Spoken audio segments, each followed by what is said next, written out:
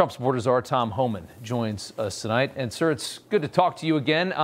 The media is about to smear you as public enemy #1 for the job you're about to do. I suspect, though, you're not too worried about that. No, they're already smearing me, but I don't care. Yeah. I really don't. I mean, you know, I get tired, and every time I read a bad story, just it's like putting fuel on my fire. They just fire me up. So keep writing all the bad stuff you want, because I don't care. They're not going to shut me up. I'm not going to go away. I won't be intimidated. And as far as Governor Pritzker, you know, saying he's got this law now where, you know, they can't help us and we can't even detain people in their county jails. What does that mean? It means he's hurting these people even more, because we're going to arrest them regardless of what he says. If we have to take them out of state, away from their families, away from their attorneys, that's exactly what we're going to do. And using the term citizens and law-abiding, let me remind him, you cross the border illegally, it is a crime. Every illegal alien in this country who enters this country illegally is a criminal by definition, because they violated Title 8 United States Code 1325, illegal entry to the United States. If they're deported and came back, it's a felony. So they're not law-abiding. They broke the law coming to the United States, and we're going to find them, and we're going to deport them. Yeah, and I think there's even been Democrats that have admitted that they're all just gaming this asylum system, too. These are not asylum seekers. 9 out of 10 of them, if not more, are clearly not asylum seekers in any way whatsoever. Most Americans think that illegal immigrants in this country should be deported. I think that's the most important thing that we all have to remember as this process goes on, because they are going to have the cameras out, and they are going to be finding every sob story that they can to make this seem like it is such a devastating thing. People voted for this. People voted for it because there's a lot of sob stories. I've met hundreds of angel moms and dads who were separated from their children from ever because they buried them. We've had young ladies raped and murdered by people that were released in this country by the Biden administration. There's a lot of sad stories. Under the Biden administration, almost 4,000 aliens have died crossing this border because of the open border. We got 250,000 Americans died from fentanyl. How many parents buried their children because of the poison coming across that open border? Yep. We got a 600% increase in sex trafficking. That's a sad story. So, and we got a record number of people on terrorist watch lists coming across the borders. There's a lot of sad stories to tell. But bottom line is, for these governors and mayors to speak up saying they're going to put roadblocks in front of us, President Trump has made it clear. We're going to prioritize the public safety threats and national security threats first. So you're telling me, as a mayor of a city or a governor, you don't want us to take public safety threats out of your community? Yep. You don't want us to take national security threats out of your community? To me, that's ridiculous. But the thing that amazes me every day I wake up, I started as a police officer in New York. My father was a cop. My grandfather was a cop. Cops used to be respected. Now, those who enforce the law, all of a sudden we're the bad guys. And those who violate the law, they're the victims. The whole thing's upside down. Yeah, well, that's the modern left. I mean, that's why this country's so screwed up. That's why our cities are unlivable, have been for 4 years, and they're just now starting to wake up to that. Tren de Aragua, speaking of which, this is one of the worst gangs in the world. Venezuelan gang has taken over apartment buildings in some cases. The gang is operating in multiple states in this country. Your job is going to be removing some of the most violent people in the world from inside of our country, and I'm wondering, that's really dangerous work. Are you worried about, you know, potential gun battles breaking out as you try to do this kind of work?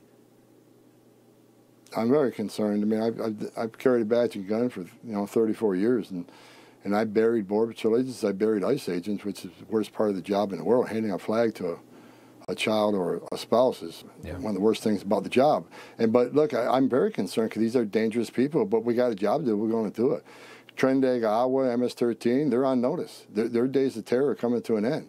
My gang's bigger than their gang, and they're going to be a priority. We need to get them out of here. And we need, and the President Trump, when he gets back in office, Venezuela keeps pushing back. They don't want these people back. It's going to take a strong president to make Venezuela take them back. Right. And whether you take away their visas and shut down their visas, or whether you take some sort of embargo, or whether you take their international aid away, something.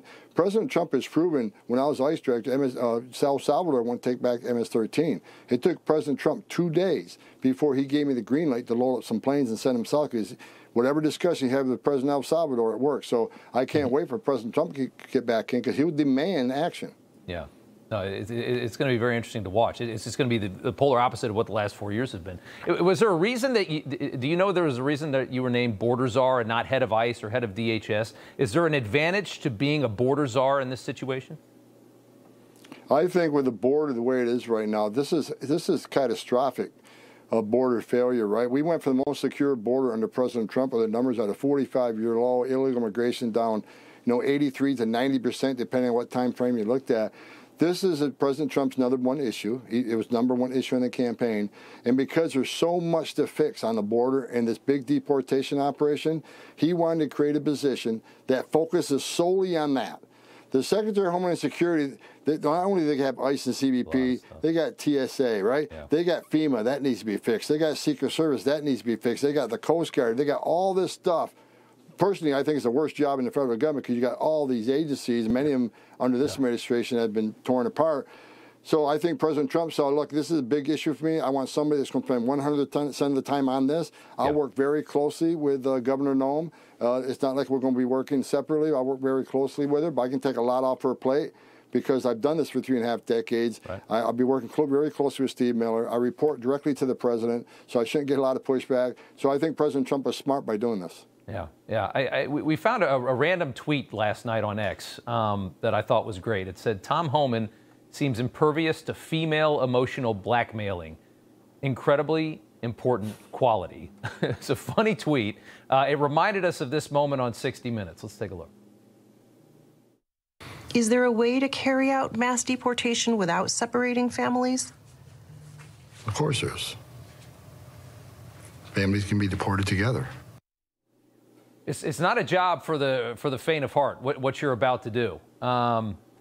As you get started on it, I mean, is there anything you want to tell the American people to expect as we get started here on January 20th? Well, look, I'm not heartless, but let me explain something to you, to your viewers. I spent 3.5 decades doing this, and the tragedies I've seen in my career, I can talk about now, but there's times I can't even talk about it, I break down. Look, I stood in the back of a tractor trailer and 19 dead aliens at my feet, including a 5-year-old little boy, all stripped down their underwear because they baked to death. I was in charge of that investigation. I was on the crime scene, and it changed me forever. I've talked to young girls as young as 9 years old. 9. Got on my knees and talked to these little girls who were raped multiple times by criminal cartels. Everything innocent and pure in that little girl was taken from them, and they'll never be the same, and their lives are ruined. So the 34 years of tragedies I have seen made me who I am today.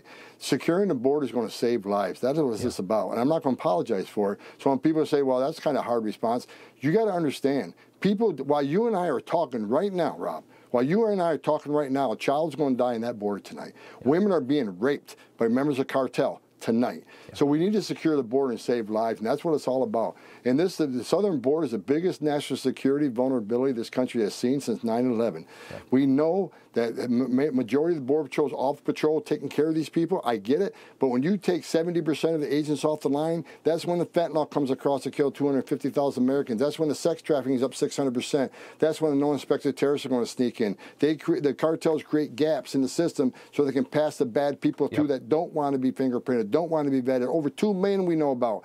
So yeah, I don't mince words. We need to secure the border, and I won't apologize for it. And you don't see any tears over any of the descriptions you just made over the trafficking into this country. What we've seen for the last few years, they don't care at all about that, but they are going to scream and cry when we start the deportation. That is true. I've got 10 seconds left. How quickly will it? How long until people will start to see the difference and feel the difference in these American cities? Day one. Day one. Day one. Day one, we're going to be out on the street. Day one, we'll be on that border. Day one, we're already putting the plan together. We're not waiting for the president to take office to put the plan together. We're working on the plan right now. I'll be heading down to Mar-a-Lago in a couple of days, and we're going to work on the plans right now. Tom Homan, the new Border Czar. Sir, thank you so much. We appreciate it. Thank you, sir. You know, everybody's reporting the same stories, the same spin. You turn the channel, it's always the same. But not us. We're different. We report the real news. No spin, just the facts. Turn to us, and you won't turn back. Tune in to Rob Schmitt Tonight on Newsmax.